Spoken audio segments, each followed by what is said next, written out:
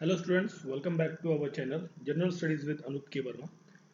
हम लोग जो है उत्तराखंड पीसीएस का जो सिविल सर्विस का पेपर है 2016 का, उसको अटेम्प्ट कर रहे हैं। ठीक है।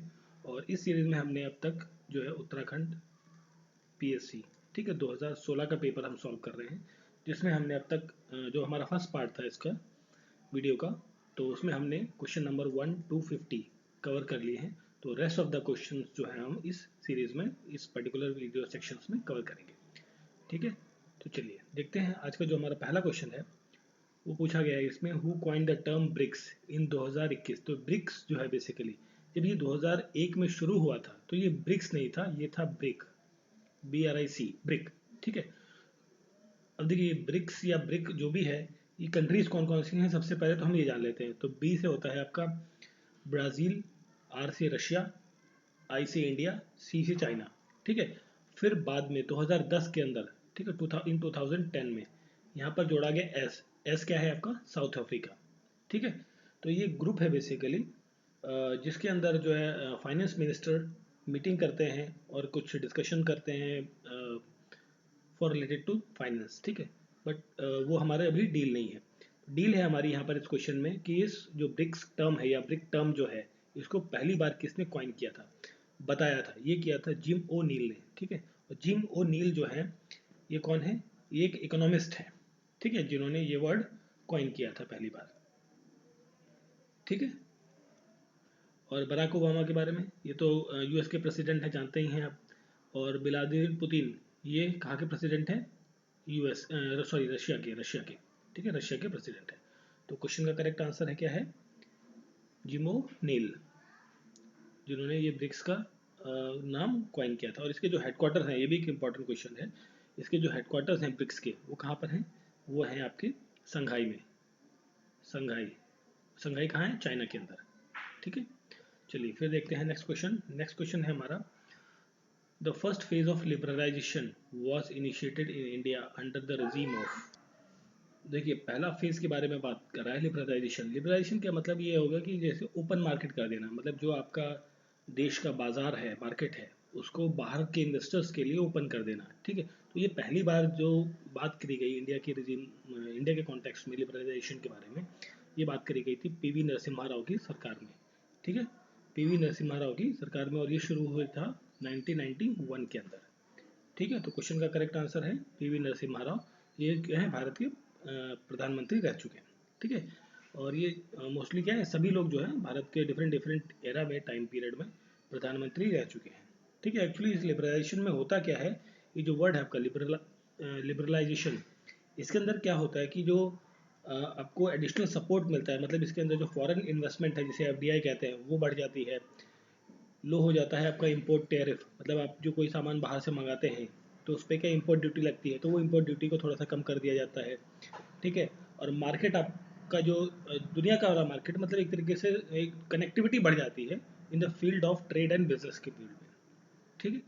तो ये पहली बार जो हुआ था वो पीवी नरसिम्हा राव की गवर्नमेंट के दौरान देखने को मिला था।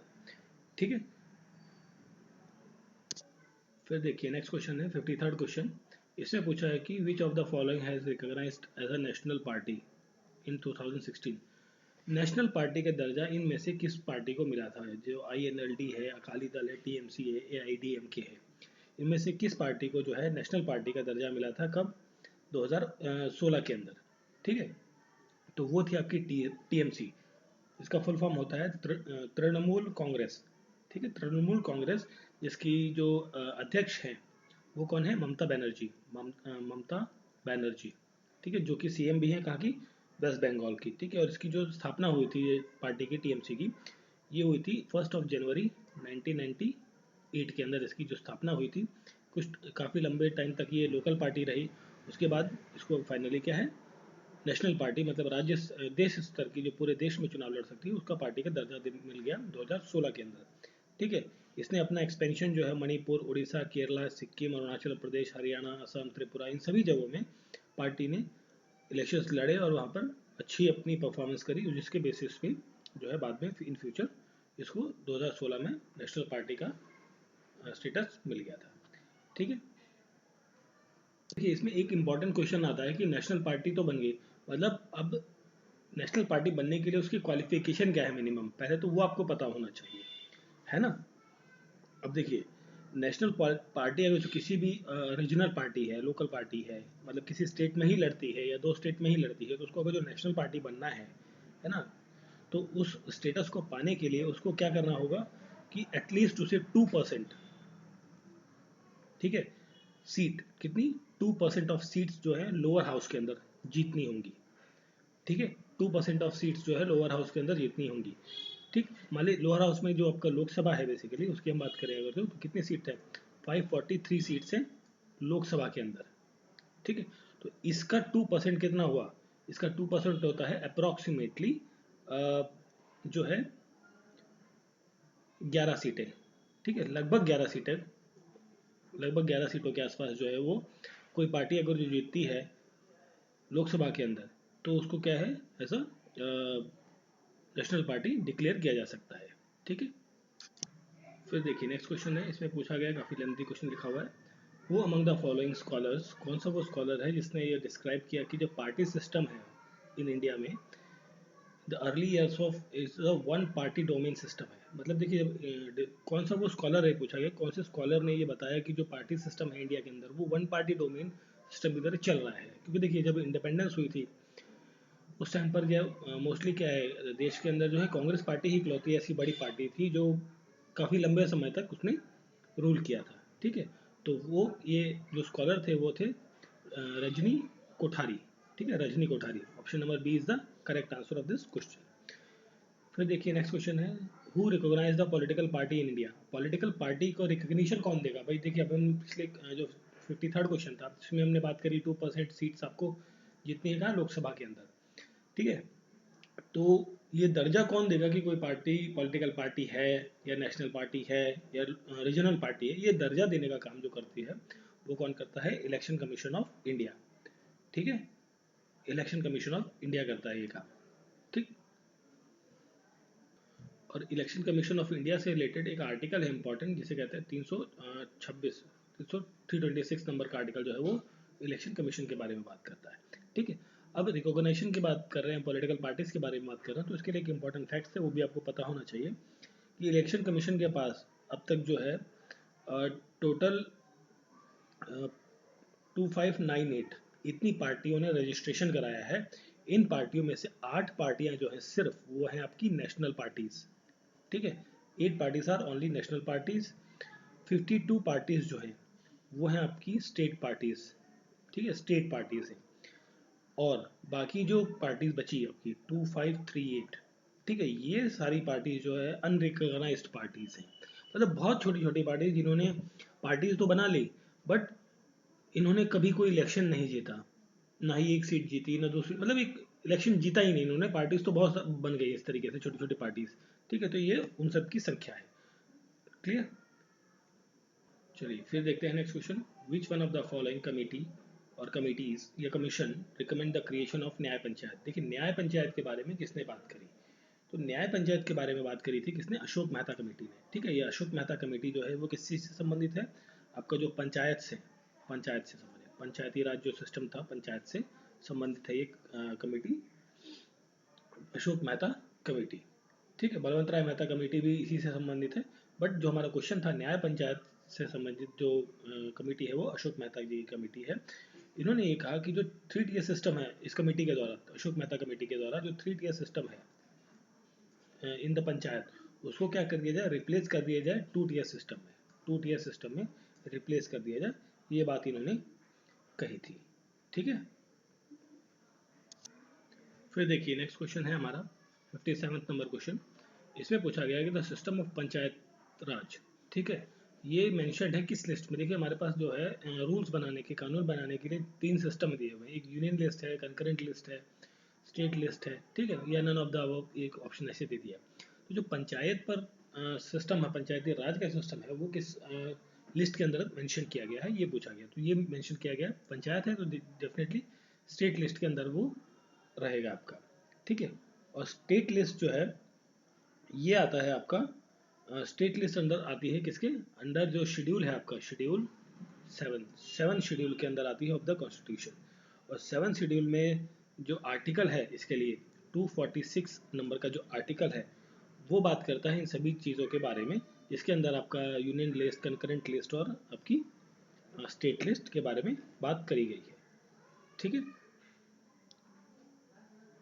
बट इसमें एक और इम्पॉर्टेंट फैक्ट है कि जो चीज़ें यूनियन, कंकरेंट और स्टेट लिस्ट में नहीं आती, तो वो जो पावर है बेसिकली जिसे हम कहते हैं रेसिडुअरी पावर, रेसिडुअरी पावर्स, ठीक है, वो पावर्स जो है कहाँ पर दी गई हैं, वो ट्रांसफ़र हो जाती हैं डायरेक्टली कहाँ पे, यूनियन गवर्नमेंट के पास।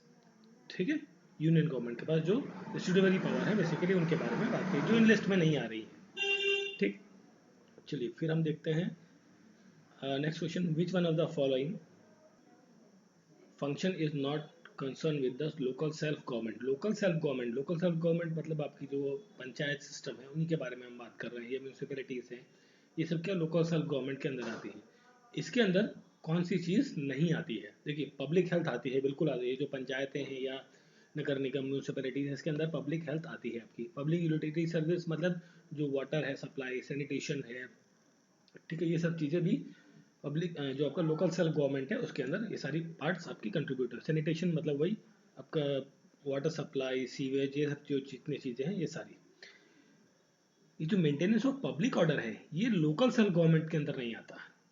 ठीक है, ये डिस्ट्रिक्ट लेवल पे आ सकता है या स्टेट लेवल पे आ सकता है, सेंट्रल लेवल पे आ सकता है, but this is not consider under the local self government. तो क्वेश्चन का करेक्ट आंसर है ऑप्शन नंबर डी। ठीक है, क्लियर। फिर देखिए नेक्स्ट क्वेश्चन है आपका, इसमें पूछा गया विच one of the following articles provide reservation of seats for the scheduled caste and scheduled tribes in panchayat. जो पंचायती राज इलेक्शंस होते हैं बेसिकली पंचायत इलेक्शंस जो होते हैं उसके अंदर जो SC ST के लिए जो रिजर्वेशंस हैं सीट्स के लिए, ठीक है, मतलब इन सीट्स पर SC ST का कैंडिडेट होगा, SC का कैंडिडेट होगा, ST का कैंडिडेट होगा। ठीक है, तो इन सब के बारे में बात करी जाती है। जो आपका आर्टिकल देखिए ये सारे क्या है, 243 जो है वो पंचायत के बारे में बात करता है, पंचायत और म्यूनसिपैलिटीज के बारे में बात करते हैं। कौन से आर्टिकल? 243। ठीक है, बट इस पर्टिकुलर क्वेश्चन के लिए हम अगर जो बात करें तो इसका ऑप्शन नंबर आई थिंक ये वाला है। ठीक है, तो क्वेश्चन का करेक्ट आंसर है 243D। 240D3 का जो डी पार्ट है वो संविधान में दिया गया है, जिसके तहत जो ये कहा गया है कि जो रिजर्वेशन की बात करी गई है किसके बारे में, SC ST के इन द पंचायत इलेक्शन के अंदर। ठीक है, फिर नेक्स्ट क्वेश्चन है the concept of right to service is originate. ये राइट टू सर्विस का जो कॉन्सेप्ट है ये ओरिजिनेट हुआ बेसिकली कहाँ से, ब्रिटेन से। ठीक है, ग्रेट ब्रिटेन मतलब लंदन से, लंदन की हम बात कर रहे हैं वहाँ से। ठीक है, तो राइट टू सर्विस क्या होता है, ये राइट होता है eligibility of a person to obtain public service without stipulating time limit. ठीक, मतलब जो पब्लिक सर्विसेज है उनको क्या है, ऑब्टेन करना एक आम आदमी का ये अधिकार है। ठीक है, ये इसमें मोटा मोटा एक तौर पे बात कही गई है। ठीक है, अब इंडिया में ये तो ब्रिटेन की बात हो गई। अगर हम इस राइट टू सर्विस वाले की बात अगर जो इंडियन कॉन्टेक्स्ट में बात करें तो MP मध्य प्रदेश जो है वो पहला राज्य बना जिसने राइट टू सर्विस का जो एक्ट है वो पास किया अपने स्टेट लेजिस्लेटिव असेंबली में, और वो किया था इसने 18 अगस्त 2010 को। ठीक है, इसके बाद जो राइट टू सर्विस है मतलब जो सर्विसेज सेवाएं हैं, सरकारी सेवाएं जो है उनका लाभ उठाने वाली जो स्कीम्स है या उन पर लॉ है बेसिकली उनके बारे में ये बातें हैं। और MP के बाद जो सेकंड स्टेट है वो है आपका बिहार, जिसने ये राइट टू सर्विस एक्ट जो है इम्प्लीमेंट किया अपने स्टेट में, और ये किया था इसने 25 जुलाई 2011 के अंदर। ठीक है, अब देखिए ये सर्विसेज कौन कौन सी हो गई, जैसे कि आपकी कॉमन सर्विसेज अगर जो हम बात करें कॉमन पब्लिक सर्विसेज। ठीक है, तो इसके अंदर आता है आपका जैसे बर्थ सर्टिफिकेट बनवाना इशू कर आपको मिलना चाहिए, डेथ सर्टिफिकेट है, इलेक्ट्रिक कनेक्शन है, टेलीफोन कनेक्शन है, वोटर ID कार्ड है, राशन कार्ड है, जो भी एलिजिबल लोग हैं उसके लिए। ठीक है, तो इस तरीके की जो पब्लिक सर्विसेज हैं उनका अधिकार के बारे में बात करी गई इसमें।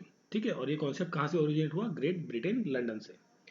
चलिए फिर हम बात करते हैं नेक्स्ट क्वेश्चन, करंट अफेयर का क्वेश्चन है, not too much important in the upcoming exam but उस टाइम पर आया हुआ था, तो we will get the answer of this question. In the budget of the 16 and 17 of the Uttarakhand, which of the following item has been allotted the highest amount? मतलब कौन सी field में सबसे ज़्यादा जो है बजट रखा गया इस सत्र के दौरान। तो वो था आपका स्कूल एजुकेशन। स्कूल एजुकेशन के लिए सबसे ज़्यादा बजट रखा गया इस टाइम पर। देखिए इस टाइम पर जो बजट था, टोटल बजट, ठीक है, तो टोटल बजट था इसका 24,46,498, ठीक है। इतने लाख का मतलब बजट था बेसिकली इंक्योर किया गया एजुकेशन के लिए, ठीक है। और ये जो अगर जो हम बात करें परसेंटेज में, ठीक है, देखिए ये तो आपका टोटल बजट था पूरे उत्तराखंड का जो इस सेशन का था ये, ठीक है। लाख करोड़, बेसिकली करोड़ की हम बात कर रहे हैं ना, करोड़ की में यूज़ करेंगे, जाहिर सी बात है। लाख में तो 24 लाख में क्या होता है, कुछ नहीं होगा, है ना। तो इस बजट में से, सॉरी नहीं नहीं नहीं, ये इतना बजट, बेसिकली इतना बजट जो है, इतना लाख का बजट जो है इंक्योर किया गया था किसके लिए, एजुकेशन के लिए। ये अप्रॉक्सीमेटली 30% था पूरे बजट का। जितना भी पूरा बजट था पूरे सेशन का, उसका ये 30% बजट था, ठीक है। चलिए फिर हम आगे बढ़ते हैं। नेक्स्ट क्वेश्चन है, इसको क्लीन कर देते हैं। नेक्स्ट क्वेश्चन है, कहाँ गया, the biggest hydro electric project of Uttarakhand state is.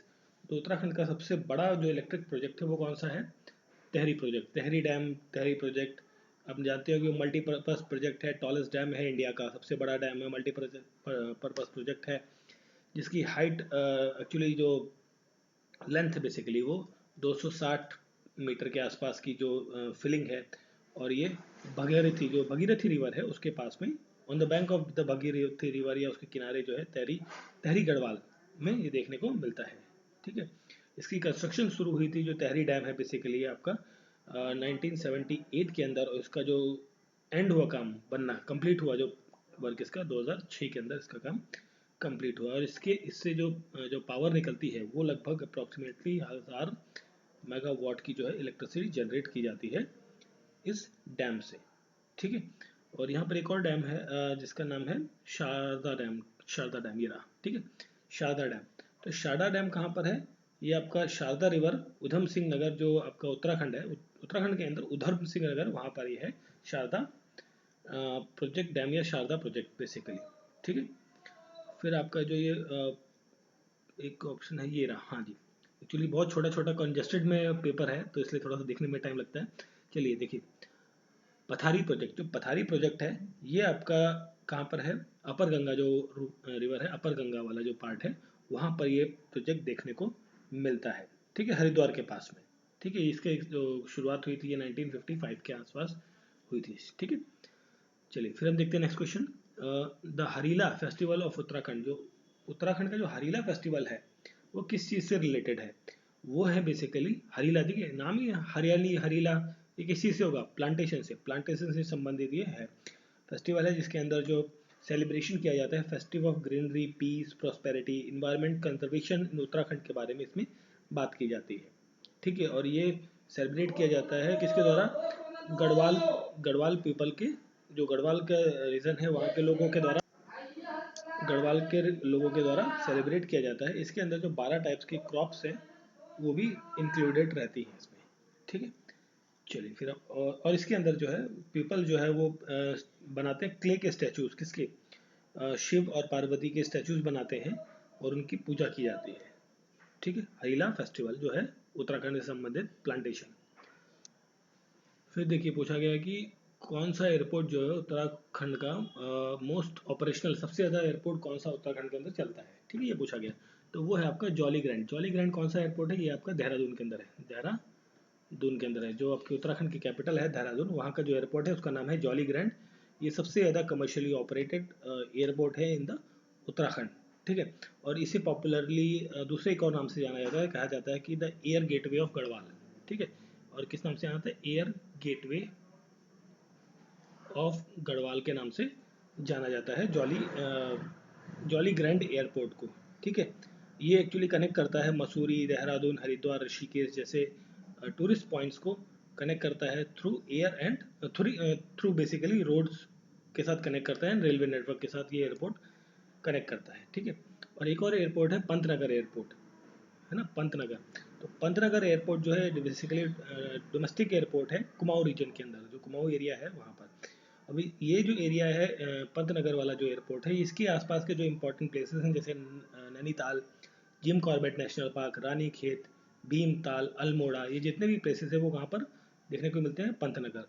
और फिर एक है गौचर एयरपोर्ट। तो गौचर एयरपोर्ट जो है एक छोटे से टाउन है बद्रीनाथ हाईवे के पास में, चमोली डिस्ट्रिक्ट के अंदर, ठीक है। तो ये बेसिकली एयरपोर्ट ऐसा कमर्शियल नहीं है, but as a emergency use के लिए ये एयरपोर्ट है, ठीक है।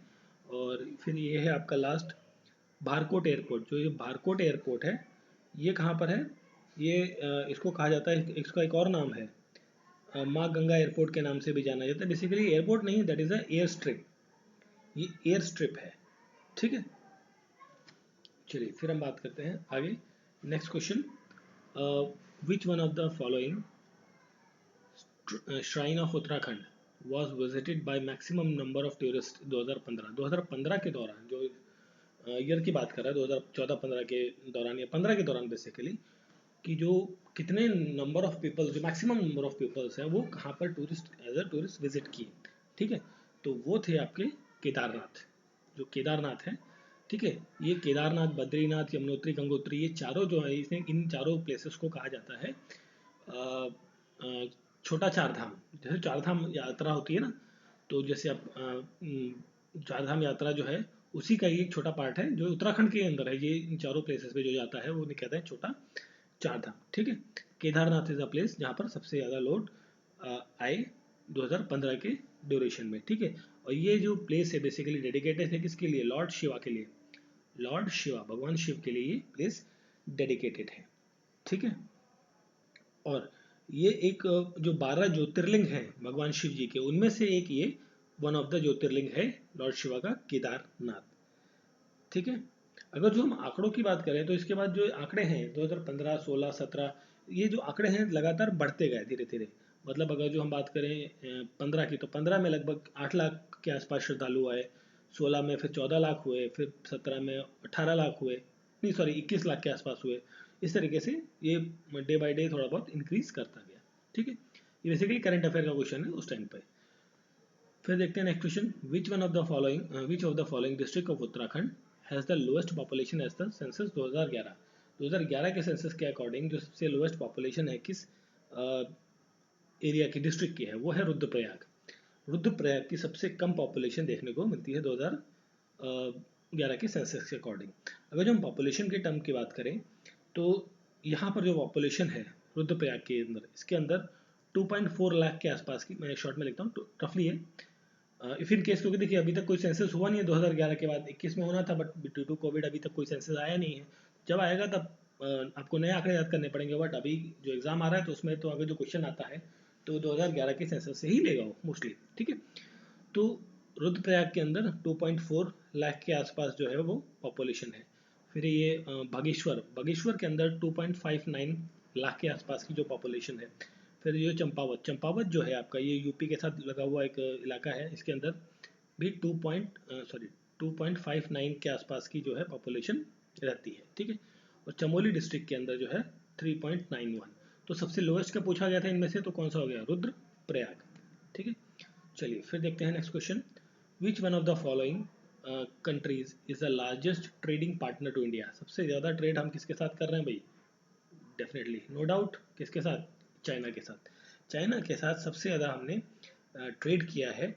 और अगर जो हम पिछले फिजिकल ईयर की बात करें 2021 के टर्म की बात करें तो चाइना के साथ हमने 86.4 डॉलर का बिलियन डॉलर का जो ट्रेड है वो हमने किसके साथ किया है, चाइना के साथ, ठीक है। तो सबसे बड़ा जो हमारे साथ जो ट्रेड करने वाला है वो प्रेजेंट टाइम पर चाइना है, सेकंड नंबर पर यूएसए है, ठीक। चलिए फिर देखते हैं नेक्स्ट क्वेश्चन। नेक्स्ट क्वेश्चन है आपका, आई थिंक कौन सा गया, 68, the national agriculture insurance scheme was started in India in the year. जो एग्रीकल्चर इंश्योरेंस है बेसिकली, देखिए बहुत सारी नेचुरल डिजास्टर्स आते हैं, फ्लड आता है, आपका सूखा पड़ जाता है, बहुत सारी चीज़ें होती हैं, बारिश हो जाती है जिसकी वजह से क्या होती है, फसलें खराब हो जाती है। तो उसका इंश्योरेंस के लिए जो स्कीम है ये कब लाई गई, ये पूछा गया। तो ये जो पहली बार लाई गई थी इंडिया के अंदर, तो ट्रेडिंग पार्टनर के द्वारा, नहीं sorry not trading partner, insurance scheme के बारे में बात कर रहे हैं, यहाँ बात कर रहे हैं, ठीक है। तो ये आई थी आपकी 1999 से लेकर 2000 पीस का जो टर्म था उस दौरान। ठीक है, क्लियर। और इसका जो प्रपोजल है वो प्रिपेयर किया था, इसका प्रपोजल जिसने प्रिपेयर किया था उसका नाम इंपॉर्टेंट है MNAIS। ठीक है, ये होता है आपका modified national agriculture insurance scheme. ठीक है, ये प्रिपेयर किया था इसने ये प्रपोजल, और जो 50 डिस्ट्रिक्ट के अंदर इसको लॉन्च किया गया था शुरुआती दौर पे। ठीक है, चलिए फिर हम देखते हैं next question. As per the census 2011, census देखिए जो भी पब्लिक सर्विस कमीशन के एग्जाम्स होते हैं उसमें सेंसस से लेके 2 से 3 क्वेश्चन आपको जरूर देखने को मिलेंगे। देखिए अभी तक आपको इसी वीडियो में 2 क्वेश्चन आपको दिख गए। पहला क्वेश्चन आपको ये रहा, ठीक है, 66, and then next question is 68। ठीक है, 2 सेंसस है आपको मिल गए। तो सेंसस वाले जो पार्ट है, जितना भी सेक्शन है वो आपको अच्छे से पढ़ना है। तो हम बात कर रहे हैं क्वेश्चन की। सेंसस 2011 के according which of the following state in India has the lowest sex ratio. Sex ratio की बात कर रहा है, सबसे कम कहाँ पर है, तो वो है आपका हरियाणा के अंदर। ठीक है, अब हरियाणा के अंदर तो सभी स्टेट्स के बारे में हम थोड़ा सा जान लेते हैं कि कौन से सेक्स रेशियो जो है एक्चुअली होता क्या है। देखिए 1000 मेल पर्सन पे, मेल पे, ठीक है, कंपैरेटिव किया जाए 1000 मेल पे कितनी फीमेल्स हैं, फीमेल्स कितनी है। ठीक है, कहीं ये 900 है, कहीं 800 है, इस तरीके से जो भी है, तो वो आपका बनता है सेक्स रेशियो। ठीक है, ओके। तो इसमें हम बात करें तो अगर जो पंजाब की हम बात करें तो पंजाब के अंदर जो 11 के सेंसस के अकॉर्डिंग मेल्स की बात, सॉरी सेक्स रेशियो की बात करें तो 895, ठीक है, फीमेल्स हैं पर 1000 मेल्स पर। ठीक है, हरियाणा में 879 फीमेल्स हैं पर 1000 ऑफ मेल्स पर। उड़ीसा के अंदर 979 फीमेल्स हैं पर 1000 मेल्स पर। राजस्थान के अंदर 928 फीमेल्स हैं पर 1000 मेल पर। ठीक है, तो देखिए सबसे लोएस्ट पूछा था, क्लियर आंसर है हरियाणा। ठीक है, हाँ अब इसमें एक और चीज़ आती है, इसको मैं थोड़ा दूसरे कलर से करता हूँ, आई थिंक मैं रेड से कर देता हूँ इसे। इसी में एक और चीज़ आती है चाइल्ड सेक्स रेशियो। ठीक है, इसको क्लियर कर देते हैं, क्लियर कर देते हैं। ठीक है, ये आंसर है आपका चाइल्ड सेक्स रेशियो की अगर जो पूछा जाए। ठीक है, तो चाइल्ड सेक्स रेशियो में हरियाणा जो है, सॉरी पंजाब के बारे में बात करते हैं चले, तो 846 है पर 1000 मेल्स में। मतलब मेल बच्चे जो छोटे बच्चे हैं, मेल्स 1000 बच्चे हैं तो उनके ऊपर जो फीमेल लड़कियां हैं वो छोटे बच्चे जो हैं वो हैं 846। हरियाणा के अंदर 834 ये आंकड़ा है पर 1000 मेल चाइल्ड्स के बीच में, और उड़ीसा में 941 है, एंड राजस्थान में 888 है। ठीक है, तो ये आंकड़ा भी आपको थोड़ा सा ध्यान रखना चाहिए, क्योंकि इफ इन केस अगर जो ये क्वेश्चन पूछा जाए इस तरीके से इन स्टेट्स को लेकर। ठीक है, देखिए ये फिगर्स जो है ना आपको जितने भी स्टेट्स है और यूनियन टेरिटरी सबके आपको पता होना चाहिए, तभी इस तरीके के डायरेक्ट क्वेश्चन होते हैं। क्लिक, आपने क्वेश्चन देखा, आपको आंसर आता है, डायरेक्टली आपको मार्क्स जो है वो मिल जाता है। चलिए फिर हम देखते हैं नेक्स्ट क्वेश्चन। नेक्स्ट क्वेश्चन है one of the problems in calculating national income. जब हम नेशनल इनकम कैलकुलेट करते हैं तो उस कैलकुलेशन में सबसे बड़ी जो प्रॉब्लम आती है वो कौन सी देखने को मिलती है इन ऑप्शंस में से? Unemployment, low level of saving, inflation या नॉन मोनेटाइज कंजप्शन। ठीक है, ठीक है, तो देखिए अब इसमें एक्चुअली देखिए अंडर एम्प्लॉयमेंट आपको पता है, ये सब चीज़ें पता है, इन्फ्लेशन पता है आपको, ठीक। और इसमें ये वाला जो टर्म है ना नॉन मोनेटाइज कंजप्शन, इसका मतलब ये होता है कि कोई बहुत सारे गुड्स ऐसे होते हैं, गुड्स या सर्विसेज जो प्रोड्यूस भी होते हैं और कंजप्शन भी हो जाता है। ठीक है, बट उसका कोई एक स्टैटिस्टिकल आंकड़ा जो है वो सरकार के पास नहीं पहुंचता। मतलब जो अनऑर्गेनाइज टाइप की जो बिजनेसेस हैं या वर्क हैं, ठीक है, जिसका कोई रिकॉर्ड नहीं है ऑफिशियली कि मतलब कितना प्रोड्यूस हुआ, उसको कितना कंज्यूम किया गया किसी के द्वारा, तो वो जो है एक सबसे बड़ा कारण रहता है, इन ऑप्शंस में से प्रॉब्लम रहती है जो नेशनल इनकम को कैलकुलेट करने के लिए। तो क्वेश्चन का करेक्ट आंसर जो रहेगा वो रहेगा आपका नॉन मोनेटाइज कंजप्शन, जिसका मतलब कोई लेखा जोखा नहीं है जिन चीज़ों का, है ना। जैसे बहुत ऐसा होता है ना कि जैसे आप कोई ऐसा जो कुटीर उद्योग है, छोटा इंडस्ट्री है जो किसी गांव में चल रही है ना, तो कुम्हार है, तो कुम्हार क्या करता है, वो अपना बर्तन बना रहा है, लोकली बेच रहा है, बना रहा है बेच रहा है, तो क्या वो जो इनकम, देखिए नेशनल इनकम कैलकुलेशन में वो भी एक छोटा सा पार्ट जरूर प्ले करेगा, बट उसका कोई क्या है आंकड़ा या कोई स्टैटिस्टिक्स जो है कलेक्ट नहीं हुआ है।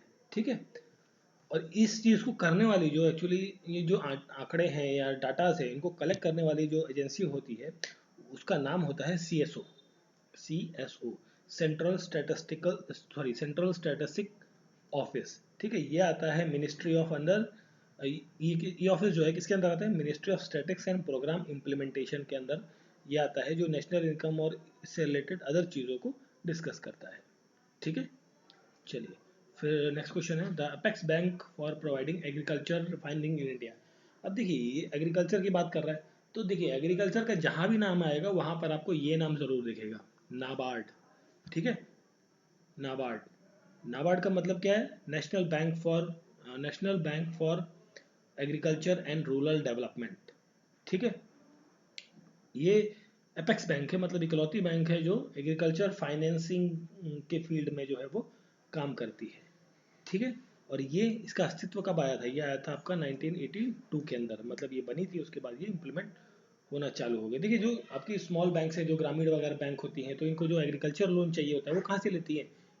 इसी बैंक से लेती है, जो नाबार्ड है, नाबार्ड से ही ये अपना लोन वगैरह लेती है। ठीक है, और फिर जो कस्टमर्स हैं, कस्टमर दैट मीन्स फार्मर्स को ये प्रोवाइड करती हैं। ठीक, अब इसके जो इंपॉर्टेंट नाम है इसके अंदर, इसके जो प्रेजेंट टाइम पर जो चेयरमैन है वो कौन है? Doctor GR Chintala. चिंताला, ठीक है, डॉक्टर GR चिंताला जो है प्रेजेंट टाइम पर इसके चेयरमैन है नाबार्ड के। ठीक है,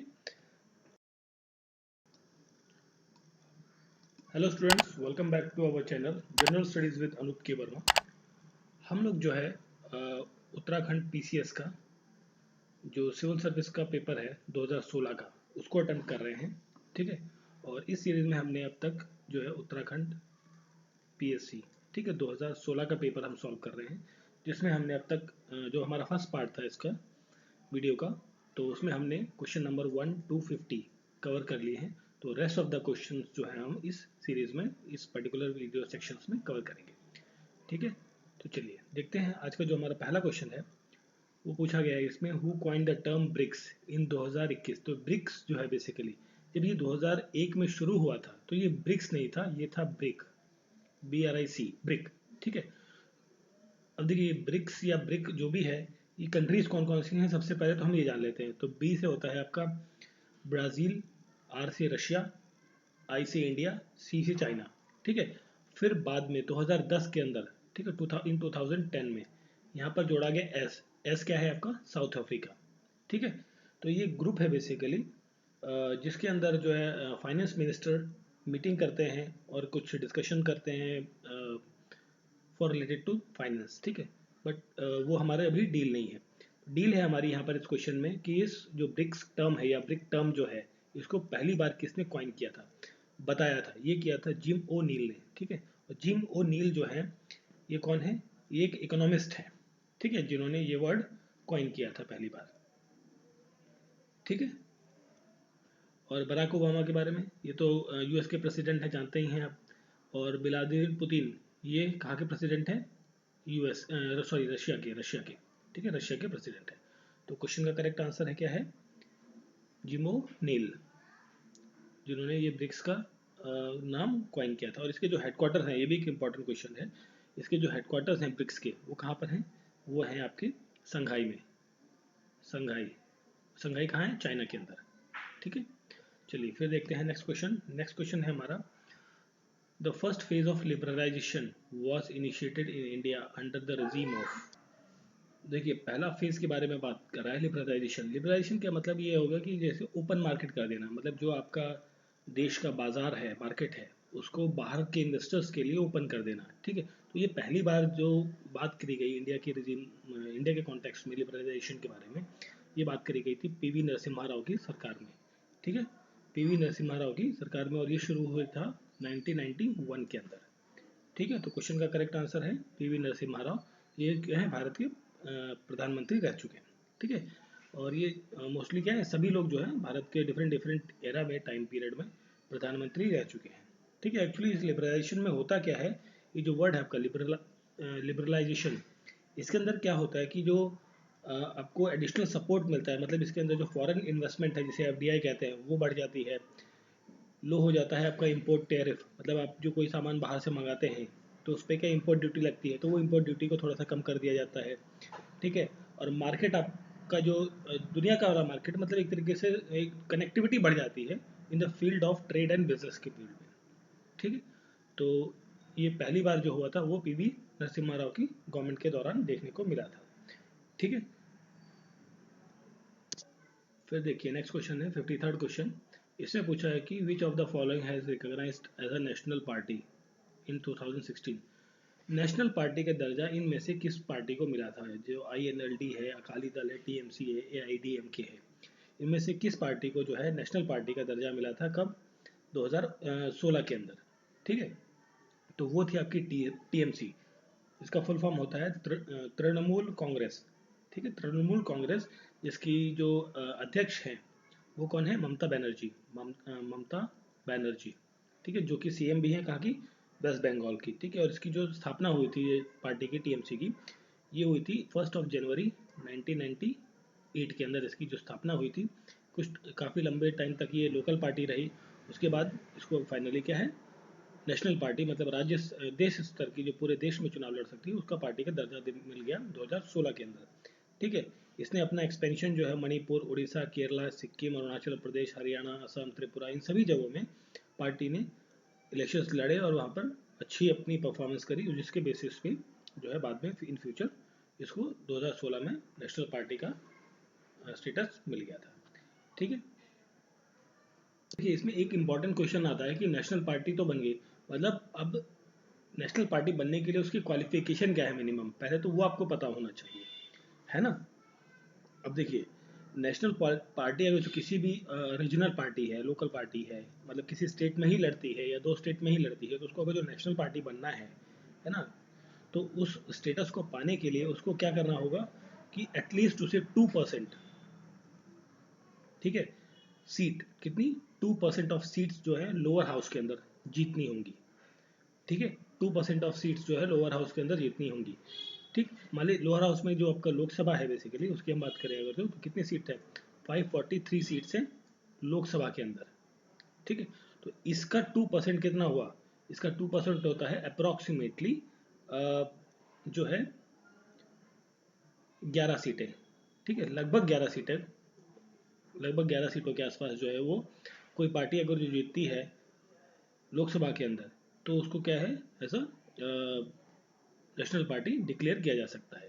ठीक है, फिर देखिए नेक्स्ट क्वेश्चन है, इसमें पूछा गया, काफ़ी लेंथी क्वेश्चन लिखा हुआ है, वो अमंग द फॉलोइंग स्कॉलर्स, कौन सा वो स्कॉलर है जिसने ये डिस्क्राइब किया कि जो पार्टी सिस्टम है इन इंडिया में, the early years of is a one party domain system है। मतलब देखिए कौन सा वो स्कॉलर है पूछा गया, कौन से स्कॉलर ने ये बताया कि जो पार्टी सिस्टम है इंडिया के अंदर वो वन पार्टी डोमेन सिस्टम की तरह चल रहा है। क्योंकि देखिए जब इंडिपेंडेंस हुई थी उस टाइम पर जो मोस्टली क्या है, देश के अंदर जो है कांग्रेस पार्टी ही इकलौती ऐसी बड़ी पार्टी थी जो काफ़ी लंबे समय तक उसने रूल किया था। ठीक है, तो वो ये जो स्कॉलर थे वो थे रजनी कोठारी।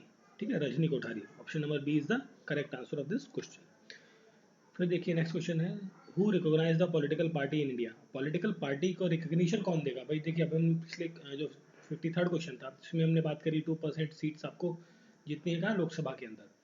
ठीक है, तो ये दर्जा कौन देगा कि कोई पार्टी पॉलिटिकल पार्टी है या नेशनल पार्टी है या रीजनल पार्टी है, ये दर्जा देने का काम जो करती है वो कौन करता है? Election commission of India. ठीक है, इलेक्शन कमीशन ऑफ इंडिया करता है ये काम। ठीक, और इलेक्शन कमीशन ऑफ इंडिया से रिलेटेड एक आर्टिकल है इंपॉर्टेंट जिसे कहते हैं 326 326 नंबर का आर्टिकल जो है वो इलेक्शन कमीशन के बारे में बात करता है।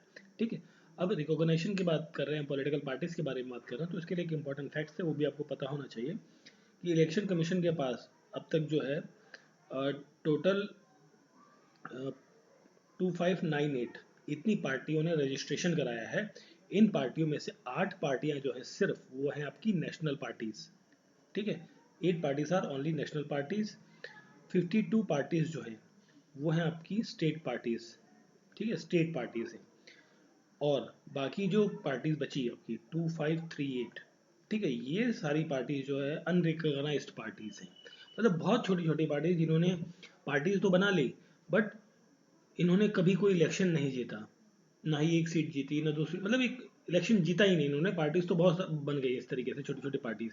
ठीक है, तो ये उन सब की संख्या है। क्लियर? चलिए फिर देखते हैं next question. Which one of the following committee और कमिटीज या commission recommend the creation of न्याय पंचायत। देखिए न्याय पंचायत के बारे में किसने बात करी, तो न्याय पंचायत के बारे में बात करी थी किसने, अशोक मेहता कमेटी ने। ठीक है, ये अशोक मेहता कमेटी जो है वो किस चीज़ से संबंधित है, आपका जो पंचायत से संबंधित, पंचायती राज जो सिस्टम था पंचायत से संबंधित है ये कमेटी, अशोक मेहता कमेटी। ठीक है, बलवंत राय मेहता कमेटी भी इसी से संबंधित है, बट जो हमारा क्वेश्चन था न्याय पंचायत से संबंधित जो कमेटी है वो अशोक मेहता की कमेटी है। इन्होंने ये कहा कि जो 3 tier सिस्टम है इस कमेटी के द्वारा, अशोक मेहता कमेटी के द्वारा जो 3 tier सिस्टम है इन द पंचायत, उसको क्या कर दिया जाए, रिप्लेस कर दिया जाए 2 tier सिस्टम में, 2 tier सिस्टम में रिप्लेस कर दिया जाए, ये बात इन्होंने कही थी। ठीक है, फिर देखिए नेक्स्ट क्वेश्चन है हमारा 57 नंबर क्वेश्चन। इसमें पूछा गया है कि द सिस्टम ऑफ पंचायत राज। ठीक है, ये मेंशन्ड है किस लिस्ट में, देखिए हमारे पास जो है रूल्स बनाने के, कानून बनाने के लिए 3 सिस्टम दिए हुए हैं, एक यूनियन लिस्ट है, कंकरेंट लिस्ट है, स्टेट लिस्ट है। ठीक है, या नन ऑफ द अबव एक ऑप्शन ऐसे दे दिया। तो जो पंचायत पर सिस्टम है, पंचायती राज का सिस्टम है, वो किस लिस्ट के अंदर मेंशन किया गया है, ये पूछा गया। तो ये मेंशन किया गया पंचायत है तो डेफिनेटली स्टेट लिस्ट के अंदर वो रहेगा आपका। ठीक है, और स्टेट लिस्ट जो है ये आता है आपका, स्टेट लिस्ट अंदर आती है किसके अंडर, जो शेड्यूल है आपका शेड्यूल 7 शेड्यूल के अंदर आती है ऑफ द कॉन्स्टिट्यूशन। और 7 शेड्यूल में जो आर्टिकल है इसके लिए 246 नंबर का जो आर्टिकल है वो बात करता है इन सभी चीज़ों के बारे में, जिसके अंदर आपका यूनियन लिस्ट, कंकरेंट लिस्ट और आपकी स्टेट लिस्ट के बारे में बात करी गई है। ठीक है, बट इसमें एक और इम्पॉर्टेंट फैक्ट है कि जो चीज़ें यूनियन, कंकरेंट और स्टेट लिस्ट में नहीं आती, तो वो जो पावर है बेसिकली जिसे हम कहते हैं रेसिडुअरी पावर्स, ठीक है, वो पावर्स जो है कहाँ पर दी गई हैं, वो ट्रांसफ़र हो जाती हैं डायरेक्टली कहाँ पे, यूनियन गवर्नमेंट के पास। ठीक है, यूनियन गवर्नमेंट के पास जो रेसिडुअरी पावर है बेसिकली उनके बारे में बात करी, जो इन लिस्ट में नहीं आ रही है।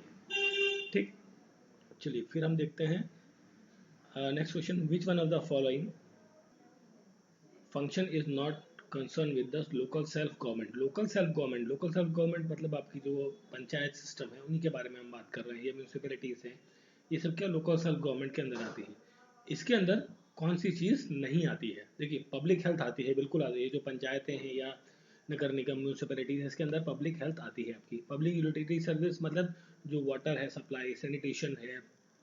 ठीक है, ये सब चीज़ें भी पब्लिक जो आपका लोकल सेल्फ गवर्नमेंट है उसके अंदर ये सारी पार्ट्स आपकी कंट्रीब्यूट है। सैनिटेशन मतलब वही आपका वाटर सप्लाई, सीवेज, ये सब जो जितनी चीज़ें हैं ये सारी। ये जो मेंटेनेंस ऑफ पब्लिक ऑर्डर है ये लोकल सेल्फ गवर्नमेंट के अंदर नहीं आता। ठीक है, ये डिस्ट्रिक्ट लेवल पे आ सकता है या स्टेट लेवल पे आ सकता है, सेंट्रल लेवल पे आ सकता है, but this is not consider under the local self government. तो क्वेश्चन का करेक्ट आंसर है ऑप्शन नंबर डी।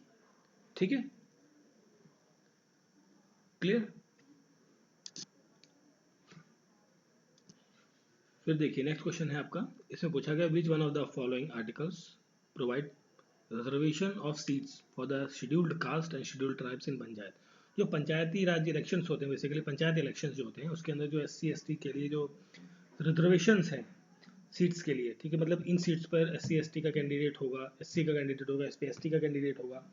ठीक है, तो इन सब के बारे में बात करी जाती है। जो आपका आर्टिकल देखिए ये सारे क्या है, 243 जो है वो पंचायत के बारे में बात करता है, पंचायत और म्यूनसिपैलिटीज़ के बारे में बात करते हैं। कौन से आर्टिकल, 243। ठीक है, बट इस पर्टिकुलर क्वेश्चन के लिए हम अगर जो बात करें तो इसका ऑप्शन नंबर आई थिंक ये वाला है। ठीक है, तो क्वेश्चन का करेक्ट आंसर है 243D। 240D3 का जो डी पार्ट है वो संविधान में दिया गया है, जिसके तहत जो ये कहा गया है कि जो रिजर्वेशन की बात करी गई है किसके बारे में, SC ST के इन द पंचायत इलेक्शन के अंदर। ठीक है, फिर नेक्स्ट क्वेश्चन है the concept of right to service is originate. ये राइट टू सर्विस का जो कॉन्सेप्ट है ये ओरिजिनेट हुआ बेसिकली कहाँ से, ब्रिटेन से। ठीक है, ग्रेट ब्रिटेन मतलब लंदन से, लंदन की हम बात कर रहे हैं वहाँ से। ठीक है, तो राइट टू सर्विस क्या होता है, ये राइट होता है eligibility of a person to obtain public service without stipulating time limit. ठीक, मतलब जो पब्लिक सर्विसेज है उनको क्या है, ऑब्टेन करना एक आम आदमी का ये अधिकार है। ठीक है, ये इसमें मोटा मोटा एक तौर पे बात कही गई है। ठीक ठीक है। अब इंडिया में ये तो ब्रिटेन की बात हो गई। अगर जो हम इस राइट टू सर्विस वाले की बात, अगर जो इंडियन कॉन्टेक्स्ट में बात करें, तो एमपी मध्य प्रदेश जो है वो पहला राज्य बना जिसने राइट टू सर्विस का जो एक्ट है वो पास किया अपने स्टेट लेजिस्लेटिव असेंबली में, और वो किया था इसने 18 अगस्त 2010 को। ठीक है। इसके बाद जो राइट टू सर्विस है, मतलब जो सर्विसेज सेवाएं हैं, सरकारी सेवाएं जो है उनका लाभ उठाने वाली जो स्कीम्स है या उन पर लॉ है बेसिकली, उनके बारे में ये बातें हैं। और एमपी के बाद जो सेकंड स्टेट है वो है आपका बिहार, जिसने ये राइट टू सर्विस एक्ट जो है इम्प्लीमेंट किया अपने स्टेट में, और ये किया था इसने 25 जुलाई 2011 के अंदर। ठीक है। अब देखिए ये सर्विसेज कौन कौन सी हो गई, जैसे कि आपकी कॉमन सर्विसेज, अगर जो हम बात करें कॉमन पब्लिक सर्विसेज, ठीक है, तो इसके अंदर आता है आपका जैसे बर्थ सर्टिफिकेट बनवाना इशू कर आपको मिलना चाहिए, डेथ सर्टिफिकेट है, इलेक्ट्रिक कनेक्शन है, टेलीफोन कनेक्शन है, वोटर आईडी कार्ड है, राशन कार्ड है, जो भी एलिजिबल लोग हैं उसके लिए। ठीक है। तो इस तरीके की जो पब्लिक सर्विसेज हैं उनका अधिकार के बारे में बात करी गई इसमें। ठीक है। और ये कॉन्सेप्ट कहाँ से ओरिजिनेट हुआ? ग्रेट ब्रिटेन, लंदन से। चलिए फिर हम बात करते हैं नेक्स्ट क्वेश्चन। करंट अफेयर का क्वेश्चन है, not too much important in the upcoming exam, but उस टाइम पर आया हुआ था, तो we will get the answer of this question. In the budget of the 16 and 17 of the Uttarakhand, which of the following item has been allotted the highest amount? मतलब कौन सी field में सबसे ज़्यादा जो है बजट रखा गया इस सत्र के दौरान? तो वो था आपका स्कूल एजुकेशन। स्कूल एजुकेशन के लिए सबसे ज़्यादा बजट रखा गया इस टाइम पर। देखिए इस टाइम पर जो बजट था, टोटल बजट, ठीक है, तो टोटल बजट था इसका 24,46,498। ठीक है। इतने लाख का मतलब बजट था बेसिकली इंक्योर किया गया एजुकेशन के लिए। ठीक है। और ये जो अगर जो हम बात करें परसेंटेज में, ठीक है, देखिए ये तो आपका टोटल बजट था पूरे उत्तराखंड का जो इस सेशन का था ये। ठीक है। लाख करोड़, बेसिकली करोड़ की हम बात कर रहे हैं ना, करोड़ की में यूज़ करेंगे, जाहिर सी बात है, लाख में तो 24 लाख में क्या होता है, कुछ नहीं होगा, है ना। तो इस बजट में से, सॉरी नहीं नहीं नहीं, ये इतना बजट, बेसिकली इतना बजट जो है, इतना लाख का बजट जो है इंक्योर किया गया था किसके लिए? एजुकेशन के लिए। ये अप्रॉक्सीमेटली 30% था पूरे बजट का, जितना भी पूरा बजट था पूरे सेशन का, उसका ये 30% बजट था। ठीक है। चलिए फिर हम आगे बढ़ते हैं। नेक्स्ट क्वेश्चन है, इसको क्लीन कर देते हैं। नेक्स्ट क्वेश्चन है, कहाँ गया? The biggest hydro electric project of Uttarakhand state is. तो उत्तराखंड का सबसे बड़ा जो इलेक्ट्रिक प्रोजेक्ट है वो कौन सा है? तहरी प्रोजेक्ट, तहरी डैम, तहरी प्रोजेक्ट। आप जानते हो कि वो मल्टीपर्पज़ प्रोजेक्ट है, टॉलेस्ट डैम है इंडिया का, सबसे बड़ा डैम है, मल्टीपर्पज़ प्रोजेक्ट है, जिसकी हाइट एक्चुअली जो लेंथ है बेसिकली वो 260 मीटर के आसपास की जो फिलिंग है। और ये भगीरथी, जो भगीरथी रिवर है उसके पास में, on the bank of the Bhagirathi river या उसके किनारे जो है तहरी, तहरी गढ़वाल में ये देखने को मिलता है। ठीक है। इसकी कंस्ट्रक्शन शुरू हुई थी, जो तहरी डैम है बेसिकली आपका 1978 के अंदर, और इसका जो एंड हुआ काम बनना, कंप्लीट हुआ जो वर्क इसका 2006 के अंदर इसका काम कंप्लीट हुआ। और इससे जो पावर निकलती है वो लगभग अप्रॉक्सीमेटली 1000 मेगावाट की जो है इलेक्ट्रिसिटी जनरेट की जाती है इस डैम से। ठीक है। और यहाँ पर एक और डैम है जिसका नाम है शारदा डैम। शारदा डैम ये रहा। ठीक है। शारदा डैम, तो शारदा डैम कहाँ पर है? ये आपका शारदा रिवर, उधम सिंह नगर, जो आपका उत्तराखंड है, उत्तराखंड के अंदर उधम सिंह नगर, वहाँ पर ये है शारदा प्रोजेक्ट डैम या शारदा प्रोजेक्ट बेसिकली। ठीक है। फिर आपका जो ये एक ऑप्शन है ये रहा। हाँ जी, एक्चुअली बहुत छोटा छोटा कंजेस्टेड में पेपर है तो इसलिए थोड़ा सा देखने में टाइम लगता है। चलिए देखिए, पथारी प्रोजेक्ट, जो पथारी प्रोजेक्ट है ये आपका कहाँ पर है? अपर गंगा जो रिवर है, अपर गंगा वाला जो पार्ट है, वहाँ पर ये प्रोजेक्ट देखने को मिलता है। ठीक है। हरिद्वार के पास में।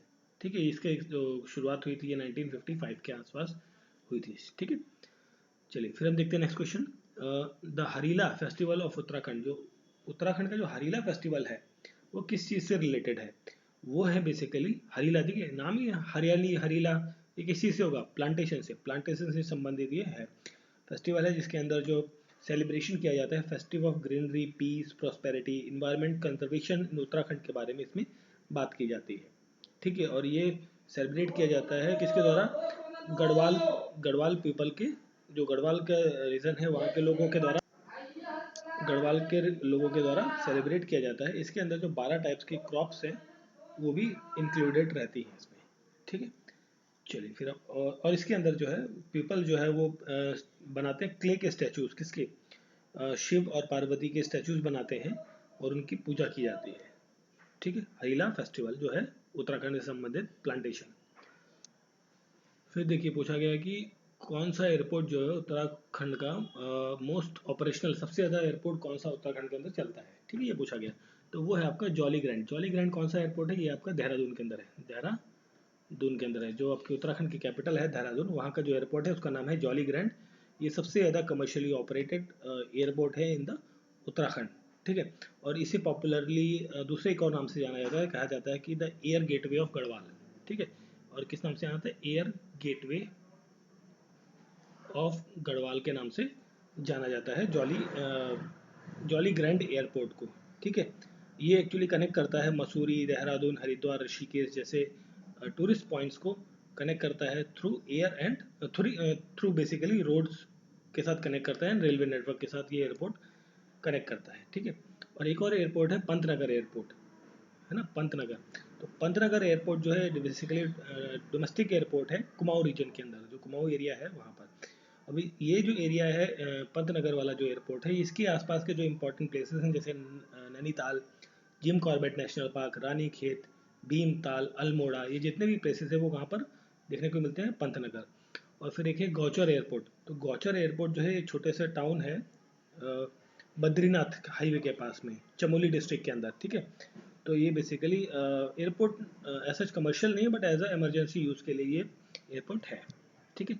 और फिर ये है आपका लास्ट भारकोट एयरपोर्ट। जो ये भारकोट एयरपोर्ट है ये कहाँ पर है, ये इसको कहा जाता है, इसका एक और नाम है माँ गंगा एयरपोर्ट के नाम से भी जाना जाता है। बेसिकली एयरपोर्ट नहीं है, that is a air strip, ये एयर स्ट्रिप है, ठीक है। चलिए फिर हम बात करते हैं आगे। Next question, which one of the following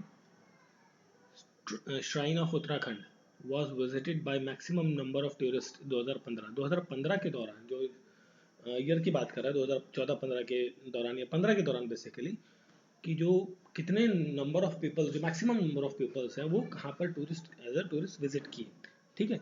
तो वो थे आपके केदारनाथ, जो केदारनाथ है, ठीक है। ये केदारनाथ, बद्रीनाथ, यमुनोत्री, गंगोत्री, ये चारों जो है इसमें, इन चारों प्लेसेस को कहा जाता है छोटा चार धाम। जैसे चार धाम यात्रा होती है ना, तो जैसे आप चार धाम यात्रा जो है उसी का ही एक छोटा पार्ट है जो उत्तराखंड के अंदर है। ये इन चारों प्लेसेस पे जो जाता है वो कहते हैं छोटा चार धाम, ठीक है।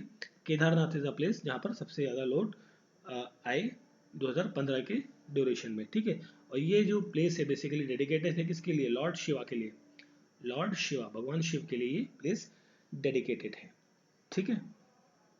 और ये एक जो 12 ज्योतिर्लिंग हैं भगवान शिव जी के, उनमें से एक ये वन ऑफ द ज्योतिर्लिंग है लॉर्ड शिवा का केदारनाथ, ठीक है। अगर जो हम आंकड़ों की बात करें तो इसके बाद जो आंकड़े हैं 2015, 16, 17, ये जो आंकड़े हैं लगातार बढ़ते गए धीरे धीरे। मतलब अगर जो हम बात करें 15 की, तो 15 में लगभग 8 लाख के आसपास श्रद्धालु आए, 16 में फिर 14 लाख हुए, फिर 17 में 18 लाख हुए, नहीं सॉरी 21 लाख के आसपास हुए। इस तरीके से ये डे बाय डे थोड़ा बहुत इंक्रीज करता गया, ठीक है। ये बेसिकली करंट अफेयर का क्वेश्चन है उस टाइम पे। फिर देखते हैं next question, which of the following district of Uttarakhand has the lowest population as the census 2011। 2011 के सेंसस के अकॉर्डिंग जो सबसे लोएस्ट पॉपुलेशन है किस एरिया की, डिस्ट्रिक्ट की है, वो है रुद्रप्रयाग। रुद्रप्रयाग की सबसे कम पॉपुलेशन देखने को मिलती है 2011 के सेंसस के अकॉर्डिंग। अगर जो हम पॉपुलेशन के टर्म की बात करें तो यहाँ पर जो पॉपुलेशन है रुद्रप्रयाग के अंदर, इसके अंदर 2.4 लाख के आसपास की, मैं शॉर्ट में लिखता हूँ रफली है, इफ इन केस, क्योंकि देखिए अभी तक कोई सेंसस हुआ नहीं है 2011 के बाद, 21 में होना था बट ड्यू टू कोविड अभी तक कोई सेंसस आया नहीं है। जब आएगा तब आपको नए आंकड़े याद करने पड़ेंगे, बट अभी जो एग्जाम आ रहा है तो उसमें तो अगर जो क्वेश्चन आता है तो 2011 के सेंसस से ही लेगा वो मोस्टली, ठीक है। तो रुद्रप्रयाग के अंदर 2.4 लाख के आसपास जो है वो पॉपुलेशन है। फिर ये बागेश्वर के अंदर 2.59 लाख के आसपास की जो पॉपुलेशन है। फिर ये चंपावत जो है आपका, ये यूपी के साथ लगा हुआ एक इलाका है, इसके अंदर भी 2.59 के आसपास की जो है पॉपुलेशन रहती है, ठीक है। और चमोली डिस्ट्रिक्ट के अंदर जो है 3.91। तो सबसे लोएस्ट का पूछा गया था इनमें से, तो कौन सा हो गया, रुद्रप्रयाग, ठीक है। चलिए फिर देखते हैं next question. Which one of the following countries is the largest trading partner to India. सबसे ज़्यादा ट्रेड हम किसके साथ कर रहे हैं भाई, डेफिनेटली नो डाउट किसके साथ, चाइना के साथ। चाइना के साथ सबसे ज़्यादा हमने ट्रेड किया है। और अगर जो हम पिछले फिजिकल ईयर की बात करें, 2021 के टर्म की बात करें, तो चाइना के साथ हमने 86.4 डॉलर का बिलियन डॉलर का जो ट्रेड है वो हमने किसके साथ किया है, चाइना के साथ, ठीक है। तो सबसे बड़ा जो हमारे साथ जो ट्रेड करने वाला है वो प्रेजेंट टाइम पर चाइना है, सेकंड नंबर पर यूएसए है, ठीक। चलिए फिर देखते हैं नेक्स्ट क्वेश्चन। नेक्स्ट क्वेश्चन है आपका, आई थिंक कौन सा गया, 68। The national agriculture insurance scheme was started in India in the year. जो एग्रीकल्चर इंश्योरेंस है, बेसिकली देखिए बहुत सारी नेचुरल डिजास्टर्स आते हैं, फ्लड आता है, आपका सूखा पड़ जाता है, बहुत सारी चीज़ें होती हैं, बारिश हो जाती है जिसकी वजह से क्या होती है, फसलें खराब हो जाती है। तो उसका इंश्योरेंस के लिए जो स्कीम है ये कब लाई गई, ये पूछा गया। तो ये जो पहली बार लाई गई थी इंडिया के अंदर, तो ट्रेडिंग पार्टनर के द्वारा, नहीं sorry not trading partner, insurance scheme के बारे में बात कर रहे हैं, यहाँ बात कर रहे हैं, ठीक है। तो ये आई थी आपकी 1999 से लेकर 2020 का जो टर्म था उस दौरान, ठीक है, क्लियर। और इसका जो प्रपोजल है वो प्रिपेयर किया था, इसका प्रपोजल जिसने प्रिपेयर किया था उसका नाम इंपॉर्टेंट है, MNAIS, ठीक है। ये होता है आपका modified national agriculture insurance scheme, ठीक है। ये प्रिपेयर किया था इसने ये प्रपोजल, और जो 50 डिस्ट्रिक्ट के अंदर इसको लॉन्च किया गया था शुरुआती दौर पे, ठीक है। चलिए फिर हम देखते हैं next question. As per the census 2011, census से देखिए जो भी पब्लिक सर्विस कमीशन के एग्जाम्स होते हैं उसमें सेंसस से लेके 2 से 3 क्वेश्चन आपको जरूर देखने को मिलेंगे। देखिए अभी तक आपको यहाँ इसी वीडियो में 2 क्वेश्चन आपको दिख गए। पहला क्वेश्चन आपको ये रहा, ठीक है, 66, and then next question is 68, ठीक है। 2 सेंसस है आपको मिल गए। तो सेंसस वाले जो पार्ट है, जितना भी सेक्शन है वो आपको अच्छे से पढ़ना है। तो हम बात कर रहे हैं क्वेश्चन की। सेंसस 2011 के according which of the following state in India has the lowest sex ratio. Sex ratio की बात कर रहा है, सबसे कम कहाँ पर है, तो वो है आपका हरियाणा के अंदर, ठीक है। अब हरियाणा के अंदर तो सभी स्टेट्स के बारे में हम थोड़ा सा जान लेते हैं कि कौन से सेक्स रेशियो जो है एक्चुअली होता क्या है। देखिए 1000 मेल पर्सन पे, मेल पे, ठीक है, कंपैरेटिव किया जाए 1000 मेल पे कितनी फीमेल्स हैं, फीमेल्स कितनी हैं, ठीक है। कहीं ये 900 है, कहीं 800 है, इस तरीके से जो भी हैं, तो वो आपका बनता है सेक्स रेशियो, ठीक है, ओके। तो इसमें हम बात करें तो अगर जो पंजाब की हम बात करें, तो पंजाब के अंदर जो 11 के सेंसस के अकॉर्डिंग मेल्स की बात, सॉरी सेक्स रेशियो की बात करें तो 895, ठीक है, फीमेल्स हैं पर 1000 मेल्स पर, ठीक है। हरियाणा में 879 फीमेल्स हैं पर 1000 ऑफ मेल्स पर। उड़ीसा के अंदर 979 फीमेल्स हैं पर 1000 मेल्स पर। राजस्थान के अंदर 928 फीमेल्स हैं पर 1000 मेल पर, ठीक है। तो देखिए सबसे लोएस्ट पूछा था, क्लियर आंसर है हरियाणा, ठीक है। हाँ अब इसमें एक और चीज़ आती है, इसको मैं थोड़ा दूसरे कलर से करता हूँ, आई थिंक मैं रेड से कर देता हूँ इसे। इसी में एक और चीज़ आती है, चाइल्ड सेक्स रेशियो, ठीक है। इसको क्लियर कर देते हैं, ठीक है। ये आंसर है आपका चाइल्ड सेक्स रेशियो की अगर जो पूछा जाए, ठीक है। तो चाइल्ड सेक्स रेशियो में हरियाणा जो है, सॉरी पंजाब के बारे में बात करते हैं चले, तो 846 है पर 1000 मेल्स में। मतलब मेल बच्चे जो छोटे बच्चे हैं, मेल्स 1000 बच्चे हैं तो उनके ऊपर जो फीमेल लड़कियां हैं वो छोटे बच्चे जो हैं वो हैं 846। हरियाणा के अंदर 834 ये आंकड़ा है पर 1000 मेल चाइल्ड्स के बीच में, और उड़ीसा में 941 है, एंड राजस्थान में 888 है, ठीक है। तो ये आंकड़ा भी आपको थोड़ा सा ध्यान रखना चाहिए, क्योंकि इफ इन केस अगर जो ये क्वेश्चन पूछा जाए इस तरीके से इन स्टेट्स को लेकर, ठीक है। देखिए ये फिगर्स जो है ना, आपको जितने भी स्टेट्स है और यूनियन टेरिटरी सबके आपको पता होना चाहिए, तभी इस तरीके के डायरेक्ट क्वेश्चन होते हैं। क्लिक आपने क्वेश्चन देखा, आपको आंसर आता है, डायरेक्टली आपको मार्क्स जो है वो मिल जाता है। चलिए फिर हम देखते हैं नेक्स्ट क्वेश्चन। नेक्स्ट क्वेश्चन है, one of the problems in calculating national income. जब हम नेशनल इनकम कैलकुलेट करते हैं तो उस कैलकुलेशन में सबसे बड़ी जो प्रॉब्लम आती है वो कौन सी देखने को मिलती है इन ऑप्शंस में से, unemployment, low level of saving, inflation या नॉन मोनेटाइज कंजप्शन। ठीक है, ठीक है। तो देखिए अब इसमें एक्चुअली देखिए अंडर एम्प्लॉयमेंट आपको पता है, ये सब चीज़ें पता है, इन्फ्लेशन पता है आपको, ठीक। और इसमें ये वाला जो टर्म है ना, नॉन मोनेटाइज्ड कंजप्शन, इसका मतलब ये होता है कि कोई बहुत सारे गुड्स ऐसे होते हैं, गुड्स या सर्विसेज जो प्रोड्यूस भी होते हैं और कंजप्शन भी हो जाता है, ठीक है, बट उसका कोई एक स्टैटिस्टिकल आंकड़ा जो है वो सरकार के पास नहीं पहुंचता। मतलब जो अनऑर्गेनाइज टाइप के जो बिजनेसेस हैं या वर्क हैं, ठीक है, जिसका कोई रिकॉर्ड नहीं है ऑफिशियली कि मतलब कितना प्रोड्यूस हुआ, उसको कितना कंज्यूम किया गया किसी के द्वारा, तो वो जो है एक सबसे बड़ा कारण रहता है। इन ऑप्शंस में से प्रॉब्लम रहती है जो नेशनल इनकम को कैलकुलेट करने के लिए।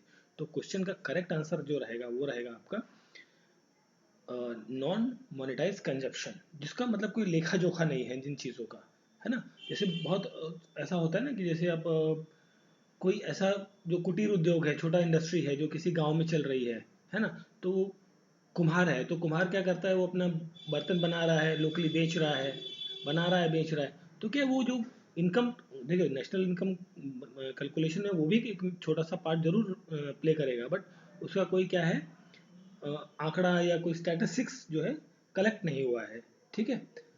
और इस चीज़ को करने वाली जो एक्चुअली ये जो आंकड़े हैं या डाटाज है, इनको कलेक्ट करने वाली जो एजेंसी होती है, उसका नाम होता है CSO। CSO, सेंट्रल स्टैटिस्टिक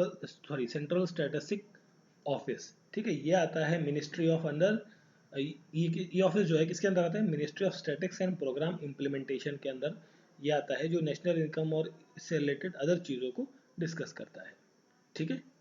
चलिए, फिर नेक्स्ट क्वेश्चन है, the apex bank for providing agriculture financing in India. अब देखिए ये एग्रीकल्चर की बात कर रहा है, तो देखिए एग्रीकल्चर का जहाँ भी नाम आएगा वहाँ पर आपको ये नाम ज़रूर दिखेगा, नाबार्ड, ठीक है। नाबार्ड, नाबार्ड का मतलब क्या है, national bank for agriculture and rural development, ठीक है। ये एपेक्स बैंक है, मतलब इकलौती बैंक है जो एग्रीकल्चर फाइनेंसिंग के फील्ड में जो है वो काम करती है, ठीक है। और ये इसका अस्तित्व कब आया था, ये आया था आपका 1982 के अंदर, मतलब ये बनी थी उसके बाद ये इम्प्लीमेंट होना चालू हो गया। देखिए जो आपकी स्मॉल बैंक्स है, जो ग्रामीण वगैरह बैंक होती हैं, तो इनको जो एग्रीकल्चर लोन चाहिए होता है वो कहाँ से लेती है, इसी बैंक से लेती है, जो नाबार्ड है, नाबार्ड से ही ये अपना लोन वगैरह लेती है, ठीक है। और फिर जो कस्टमर्स हैं, कस्टमर दैट मीन्स फार्मर्स को ये प्रोवाइड करती है, ठीक। अब इसके जो इंपॉर्टेंट नाम है इसके अंदर, इसके जो प्रेजेंट टाइम पर जो चेयरमैन है वो कौन है, डॉक्टर GR चिंताला, चिंताला, ठीक है। डॉक्टर GR चिंताला जो है प्रेजेंट टाइम पर इसके चेयरमैन है नाबार्ड के, ठीक है।